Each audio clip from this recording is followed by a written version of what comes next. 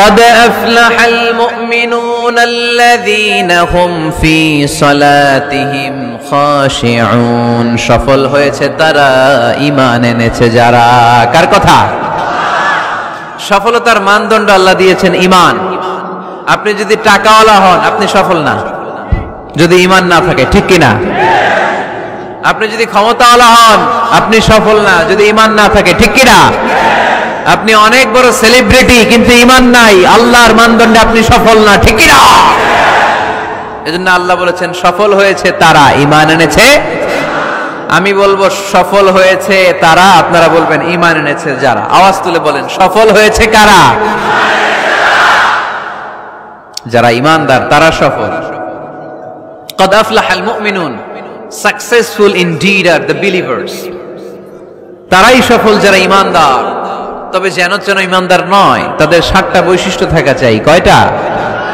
1 নম্বরে আল্লাহ বলছেন আল্লাযীনা হুম ফি সালাতিহিম খাশিউন, তারা যখন সালাতে দাঁড়ায় দিন দুনিয়ার হুঁশ থাকে না, তারা ভীত সন্ত্রস্ত হয়ে আল্লাহর দিকে রুজু হয়ে সালাত আদায় করে।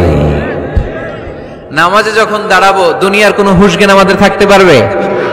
আমাদের হুঁশ থাকবে একদিকে, তিনি কে? সালাতে কায়েম করো, সালাতে কায়েম করো, হবে সম্মানী তুমি, হবে জান্নাতি তুমি, হবে সম্মানী তুমি, হবে জান্নাতি তুমি। দিবে কাল হাসরে শীতল ছায়া আরশে আজিম, রাব্বিয়াল আলা রাব্বিয়াল আযীম। পড়েন রাব্বিয়াল আলা রাব্বিয়াল আযীম। আলহামদুলিল্লাহ। আল্লাযীনা হুম ফি সালাতিহিম খাশিউন। শুরু হয়ে গেল মুমিনদের 7টি বৈশিষ্ট্যের আলোচনা। 1 নাম্বার বৈশিষ্ট্য হচ্ছে মুমিনরা যখন নামাজে দাঁড়ায় দিন দুনিয়ার হুঁশ থাকে না, তাদের চিন্তা তাদের ধ্যান চলে যায় একদিকে, তিনি কে? সাইয়েদনা আলী রাদিয়াল্লাহু তাআলা আনহু যুদ্ধের ময়দানে মারাত্মকভাবে জখম হলেন, আহত হলেন। পায়ের ভেতরে জিহাদের ময়দানে তীর ঢুকে গেল, তীর কেউ টেনে বের করতে পারে না, এতটাই জখম হয়েছে। তীর ধরে টান মারলে তিনি চিৎকার মারে। বিশ্বনবী দেখলেন অবস্থা বেগতিক।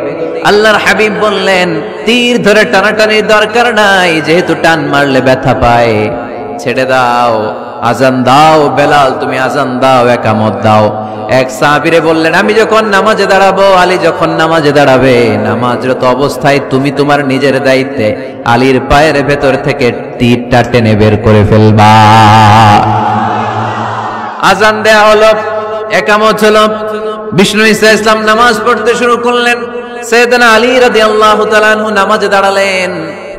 ওই সাহাবী দাঁড়ান নাই, বিশ্বনবীর পরামর্শ অনুযায়ী কাতারের ভেতর দিয়ে যে বিশ্বনবীর মেয়ের জামাতা সাইয়েদনা আলী রাদিয়াল্লাহু তাআলা আনহুর পা থেকে টান মেরে তীর বের করেছে। টান দিয়ে তীর খোলা হয়েছে, কিন্তু সাইয়েদনা আলী মুহূর্তের জন্য টের পান না। আগে টান মারতেছে, ব্যথা পায়, চিৎকার মারে, চিৎকার মারে, কিন্তু সালাতের অবস্থায় টান মেরে তীর বের করেছে, উনি টেরই পান নাই। আল্লাহু আকবার। তার মানে যখন নামাজে তিনি দাঁড়িয়েছেন দিন দুনিয়ার হুঁশ তার ছিল না, তার হুঁশ জ্ঞান চিন্তা ধ্যান সব কিছু চলে গিয়েছে একজনের দিকে, তিনি কে? এজন্য বিশ্বনবী বলতেন আনতা আবুদাল্লাহা কাআন্নাকা তারা ফাইন লাম তাকুন তারাহু ফাইন্নাহু ইয়ারাক। এমন ভাবে নামাজ পড়বে মনে করবে তুমি আল্লাহকে দেখে দেখে নামাজের মুসল্লায় আছো, ঠিক কি না? যখন নামাজ পড়বা ভাববা তুমি আল্লাহকে দেখছো। আর যদি এটা কষ্ট হয় অ্যাট লিস্ট এটা ভাবো যে আল্লাহ তোমায় দেখছে। আমাদেরকে দেখে কে? আমি যে নামাজ পড়ি দেখে কে?